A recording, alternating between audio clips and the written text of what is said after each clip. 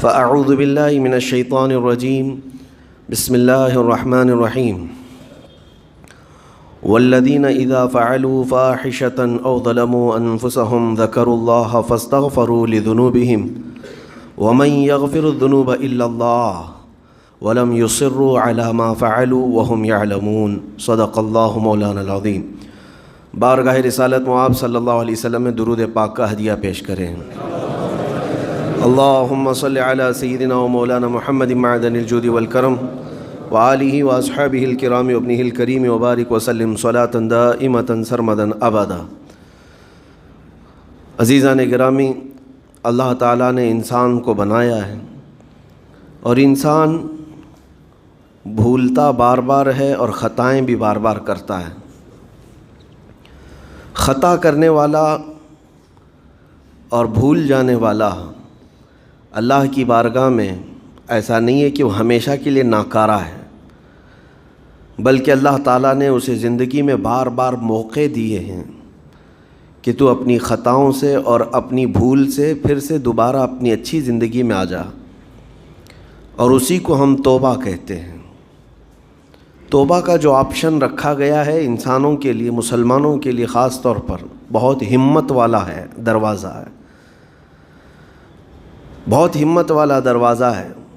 اور اسی وجہ سے حدیث پاک میں یہ ہے کہ گناہ کرتا ہے بندہ، پھر توبہ کرتا ہے، پھر گناہ کرتا ہے، پھر توبہ کرتا ہے، یہ کرتا رہتا ہے۔ فرشتے اللہ کی بارگاہ میں عرض کرتے ہیں کہ مولا یہ تو بار بار وہی کرتا ہے، پھر توبہ کرتا ہے۔ اگر ہمارے ساتھ کوئی غلطی ایک بار دو بار کر دے، تیسری بار تو ہم اسے چھوڑیں گے بھی نہیں۔ انسانوں کی طبیعت تو یہی ہے، لیکن بندہ جب بار بار ایک خطا کرتا ہے اور پھر توبہ کرتا ہے، پھر خطا پھر توبہ، تو فرشتے جب اللہ کی بارگاہ میں یہ عرض کرتے ہیں کہ یہ مولا یہ ہر بار یہی کرتا ہے، تو جانتے ہیں پروردگار عالم کیا فرماتا ہے، ارشاد فرماتا ہے اے میرے فرشتوں، میرا بندہ مجھے رحمان سمجھتا ہے اس لیے بار بار توبہ کرتا ہے، مجھے وہ ارحم الراحمین سمجھتا ہے، ورنہ کون بار بار اللہ تبارک و تعالیٰ کی بارگاہ میں دروازہ کھٹکھٹاتا۔ تو رب تبارک و تعالیٰ ارحم الراحمین ہے، یہ تصور ہر مسلمان کے ذہن میں ہے، اس کی وجہ سے وہ کبھی مایوس نہیں ہوتا۔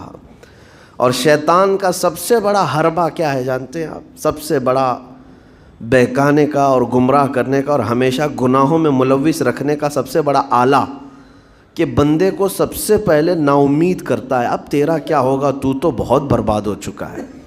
یہ جو خیال شیطان ڈالتا ہے دل میں، اس کے بعد پھر وہ بندہ جری ہو جاتا ہے، اب میرے توبہ سے بھی کچھ ہونے والا نہیں ہے، جو جس طرح زندگی چل رہی چلنے دو، ارے 50 سال ہو گئے اب تک میں یہی کرتا رہا، اب کیا سدھروں۔ یہ جو خیالات ہے یہ شیطان ڈالتا ہے تاکہ اس کی کفر پر موت ہو جائے، تاکہ وہ ہمیشہ گناہوں کی موت مرے۔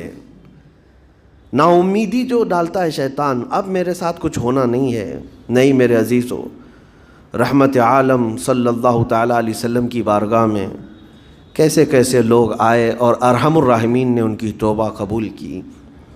آپ کو ایک بات میں بتاؤں، سیدنا عمر ابن خطاب رضی اللہ تعالیٰ عنہ کا دور ہے، مثنوی شریف میں مولانا روم فرماتے ہیں جنت البقیع آپ نے سنا ہوگا، قبرستان مدینے کا، مدینے کے قبرستان میں رات کے وقت ایک بوڑھا آدمی 80 سال کا جو بانسری بجاتا تھا اور اسی سے پیسہ کماتا تھا، اس کی بانسری میں بڑی اچھی لے تھی، بڑی سر اچھی تھی، لوگ سنتے تھے اور پیسے دیتے تھے، لیکن بڑھاپے میں جب سانس پھولنے لگ جاتی ہے، ہانپنے لگ جاتا ہے، سانس نہیں ٹھہرتی، تو بانسری کیسے بجتی، اس کی لے ٹوٹ جاتی، لہجے بدل جاتے۔ بوڑھا آدمی اب اس کی بانسری سننے کو کوئی آتا نہیں تھا اور پیسے ملتے نہیں تھے، تھک ہار کر کے وہ آیا، رات کا وقت تھا، جنت البقیع قبرستان میں، 80 سال کی عمر کا ہو گیا ہے، اس نے بانسری توڑ دی، کہا زندگی بھر جس چیز سے میں کماتا تھا اب میری سانسوں نے جواب دے دیا، جسم پھولنے لگا ہے، سانس زیادہ آنے لگ گئی ہے، اب میرا کھانا پینا کیسا چلے گا؟ خیر ارحم الراحمین ہوں تو تیرا ہی بندہ، میرے اہل و عیال نہیں، میرے رشتہ دار نہیں، مجھے اگر تو بھوکا مارنا ہے تو اسی قبرستان میں مار دے، یا اگر میری زندگی باقی ہے تو میرے رزق کا انتظام کر دے۔ وہ رو رہا تھا 80 سال کی عمر میں۔ جب بندہ لاچار و مجبور ہوتا ہے تو پروردگار کو ہی یاد کرتا ہے۔ جانتے ہیں عمر ابن خطاب رضی اللہ تعالیٰ عنہ امیر المومنین مسجد نبوی میں تھے اور ان کی آنکھ لگی تھی، خواب میں رسول پاک صلی اللہ تعالیٰ علیہ وسلم تشریف لائے۔ کہا عمر، اللہ کا حکم ہے جنت البقیع میں جاؤ، ایک بھوکا آدمی کھڑا ہے، اپنے گھر سے کھانا لے جاؤ اور اس کی ضرورت کا انتظام کرو۔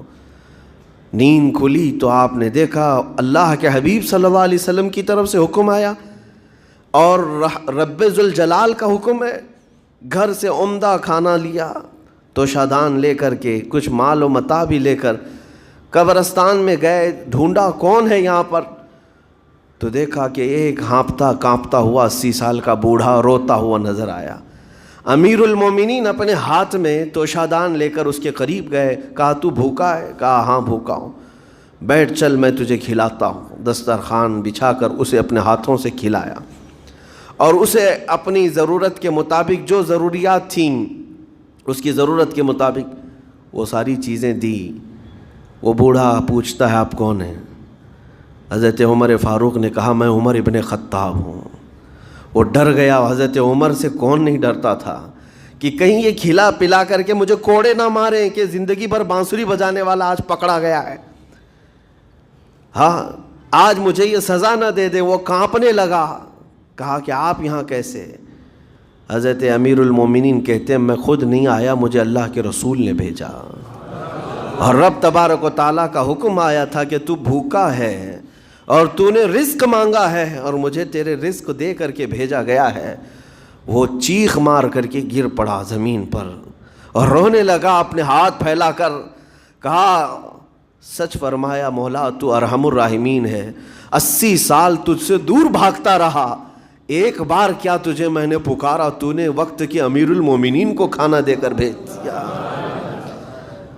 اللہ رب العزت کی بارگاہ میں نا امیدی اور مایوسی جو شیطان لاتا ہے، اس سے بندے بھٹک جاتے ہیں، بہک جاتے ہیں، انہیں توبہ کی توفیق بھی نہیں ملتی۔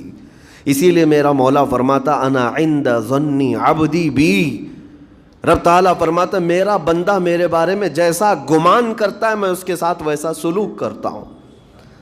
تم کیا گمان کرتے ہو؟ وہ سخت پکڑ کرے گا، ابھی مار ڈالے گا۔